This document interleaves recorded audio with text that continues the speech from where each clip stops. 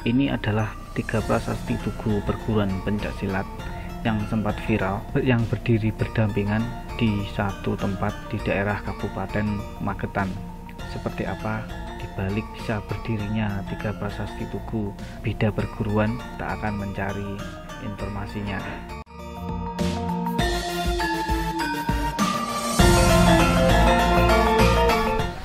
Assalamualaikum warahmatullahi wabarakatuh. Ya, ini kita hadirkan salah satu narasumber yang tahu bagaimana ceritanya bisa berdiri 3 sekaligus perguruan. Ya, ini salah satu tugunya. Ini ada SH Terate, SH Wino, dan Pencaksilat Cempaka Putih. Ya, ini. Ya. Monggo, Pak, gimana ini ceritanya kok bisa berdiri 3 ini? Ya, sebelumnya monggo memperkenalkan diri. Nah, ini siapa dan Assalamualaikum warahmatullahi wabarakatuh. Perkenalkan, nama saya Sucipto. Saya di Superranting sekaligus wakil ketua cabang Pencaksilat Cempaka Putih Kabupaten Magetan. Nah, sejarah berdirinya 3 prasasti atau tugu pencaksilat yang ada di desa kami, karena didasari awalnya itu untuk menunjukkan bahwa di Kabupaten Magetan itu kondisinya antar perguruan itu aman, kondusif, dan tidak pernah lagi ada tawuran. Nah, makanya saya berserta ketua-ketua Supranting 2 perguruan saudara kita, yaitu SH Winongo sama SH Terate, kebetulan difasilitasi oleh Bapak Kepala Desa kami yang baru dan diberi tempat untuk mendirikan tugu tersebut sebagai simbol persaudaraan antar perguruan di desa kami, sekaligus menunjukkan bahwa di desa Banjarjo itu adalah kampung pesilat yang guyub rukun. Nah, ini pripun, Pak? Kok istilahnya digagasnya gimana kok bisa ayo dirikan tugu? Nah, ini sebelumnya kan pasti ada ini enggak kayak istilahnya oyo-oyoan panggon lah. Nah, ya. Pripun niku? Nah, mohon maaf ya. Ya, dulu sewaktu kepala desa yang sebelum ini, dulu itu memang desa kami itu kurang nyaman, kurang kondusif. Terus akhirnya saya sendiri waktu masih jadi ketua Supranting, dikumpulkanlah ketua Supranting perguruan tersebut di balai desa. Di situ kita buat kesepakatan diperbolehkan membuat prasasti itu di daerah atau wilayahnya basis masing-masing. Terus ganti pimpinan dari kepala desa, dari pihak saudara kita dari SH Terate itu punya usul dulu bagaimana kalau kita mendirikan di lokasi pintu masuk desa. Depan ini. Nah, setelah itu kepala desa memanggil, karena di desa kami itu ada 3 perguruan besar. Nah, itu wakil-wakil itu dipanggil, termasuk saya sendiri. Itu ngobrol di situ, ngomong bahwa kita buat kesepakatan kalau ingin mendirikan itu harus 3-3-nya ada bareng. Nah, terus setelah itu sudah deal di balai desa, terus dari saudara kita dari SH Terate itu mau dulu mendirikan, karena mengingat kondisi teman-teman saudara-saudara yang dari luar nanti kalau bareng-bareng kemungkinan kurang bagus. Makanya saudara kita dari SH Terate mendirikan dulu, setelah itu baru Cempaka Putih dengan Romo bersama-sama. Tapi aman, kondisi aman dan kondusif. Dalam pengerjaan pun kita gotong royong. Ada teman dari SH Terate juga bantu, dari Winongo bantu, dan pokoknya satu desa ini semua gotong. Bahkan Bapak Kepala Desa sendiri pun juga berserta perangkatnya juga ada yang membantu, walaupun istilahnya semen sasak. Nah, dan itu setelah terbentuk, setelah berdiri, nah, apakah masih ada hal-hal yang istilahnya kurang menyenangkan atau masih ada gesekan? Tidak ada, Mas. Tidak ada, alhamdulillah. Kita pun bawa mungkin nanti momen ke-17-an lah kita berencana syukuran atau istilahnya ngumpul bareng di sini nanti dari masing-masing 3 perguruan itu istilahnya Selamatan kita bareng. syukuran kecil-kecilan. Oh, gitu. Nah, di situ nanti kita kumpul bahwa kepala desa pun mulai sekarang ini memfasilitasi untuk membina kerukunan antar perguruan di desa itu diperbolehkan istilahnya balai desa itu dijadikan tempat untuk ngumpul atau sharing. Nah itu kan tadi oke, Prasasti sudah clear nggih, Nah, terus nek masalah latihan nih Pak, pripun? Misalnya latihan niku tesih enten istilahnya napa dijadwalkan, napa bebas, napa harus dino iki latihan nggonku. Nah, terus sekalian tempatnya pripun niku?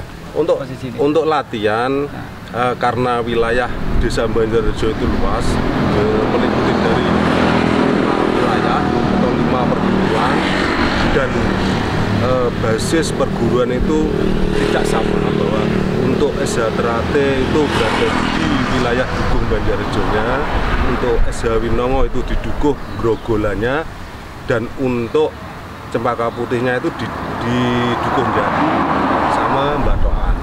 Dan tempat latihannya pun itu untuk SH-Trate itu di Balai Desa, untuk SH Winongo di Dukuh Grogolan, untuk Cempaka Putih sendiri itu di Dukuh Batoan. Jadi itu waktunya kalau malam minggu sekalian nggak apa-apa. Oh, berarti nek masalah waktu pembagian latihan bebas gitu. Bebas.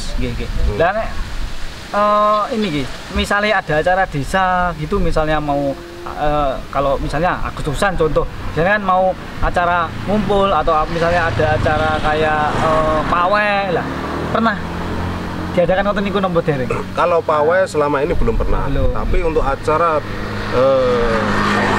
kemerdekaan di desa itu biasanya itu yang jadi panitia kan pihak dari Karang Taruna. Kebetulan dari Karang Taruna sendiri anggotanya itu dari 3 perguruan itu juga ada. Makanya siapa dari perguruan manapun yang ingin tampil dipersilakan.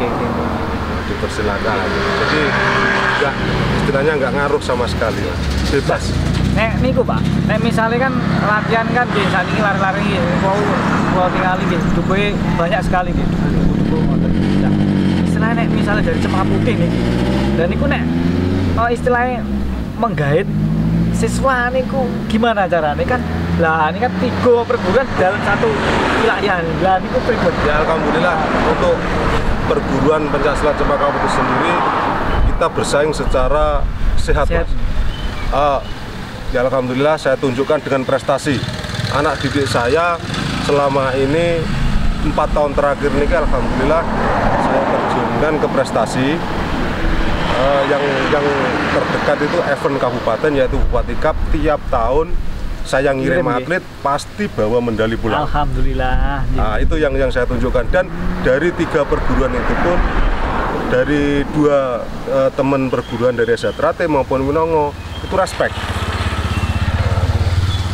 Karena mereka belum bisa seperti perguruan pencaksilat Cempaka Putih yang mewadahi anak-anaknya, anak didiknya itu untuk berprestasi. Nah, mungkin kedepannya yang kami perlu bicarakan seperti itu.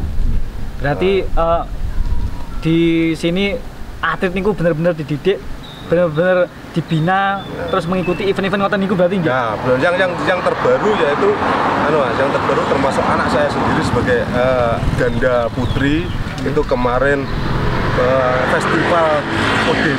Ya. Alhamdulillah juara 3. Alhamdulillah. Memang saya mendidik anak itu bukan sekedar untuk bisa pencak, habis itu sudah. Nah, saya memotivasi untuk berprestasi untuk masa depan mereka. Berarti ini alhamdulillah pun aman sedaya nggih berarti. Aman. Nah, sekedar niki yang terakhir niki monggo istilahnya monggo menyampaikan kepada dulur-dulur semua ini biar tetap terus semangat, terus berkembang pencaksilat Cempaka Putih ini, bagaimana ini sarannya untuk teman-teman sedoyo monggo biar ini contohnya di Dukuh jenengan, di desa jenengan, wilayah jenengan kan ada 3 perguruan. Nah, itu bisa grup yukun, bisa terus berkembang ini pencaksilat Cempaka Putihnya tanpa ada istilahnya kayak hal-hal negatif atau yang terjadi di sini. Nah, monggo untuk saran buat teman-teman yang dimanapun Anda berada.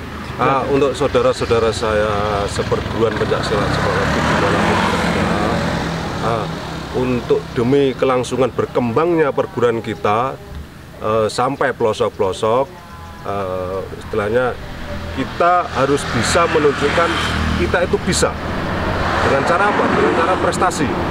Sekarang itu banyak event-event, banyak perlombaan-perlombaan, banyak pertandingan yang digelar pemerintah daerah sampai tingkat provinsi, sampai tingkat nasional. Makanya gunakan kesempatan itu. Tunjukkan bahwa anak didik kita itu bukan sekedar bisa silat, tapi bisa meraih prestasi demi masa depan mereka.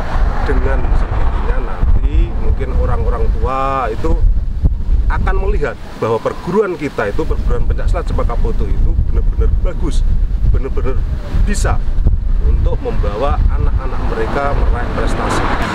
Salam Wirodo Wicaksono.